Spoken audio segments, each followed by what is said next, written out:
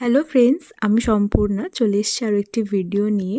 তো আজকে ছিল রাস পূর্ণিমার সকাল। আজকে আমি সকাল সকাল উঠে স্নান টান করে রেডি হয়ে নিয়েছি, কারণ আজকে আমাদের বাড়িতে ছিল ছোট করে সত্যনারায়ণের পুজো। তো তার জন্য সকাল সকাল উঠে সমস্ত জোগাড় করা স্টার্ট হয়ে গেছে। তো ফল কাটা, ফুল তোলা এবং আরও অনেক ভোগ রান্নাও ছিল। তো মা একা পারছিল না, তো অনেকেই এসেছিল মাকে যারা সাহায্য করছিল। তো সকলে মিলে জোগাড়জাত করতে করতে সমস্ত কিছু সুন্দর করে সাজানো হয়ে গিয়েছে এখানে।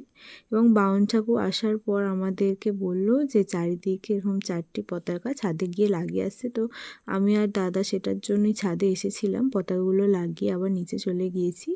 তো গিয়ে দেখি সেখানে সিন্নি মাখা চলছে। তো সিন্নিটা খুব খেতে ভালো হয়েছিল। তোমরা কারা কারা সিন্নি খেতে ভালোবাসো অবশ্যই জানিও।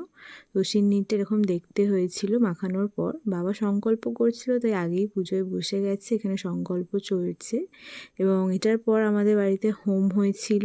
হোমটা করা খুব শুভ মানা হয়, তো হোমটাও করা হয়েছিল এবং তারপর আরতি হলো। তো এই করে আজকের দিনটা কাটলো।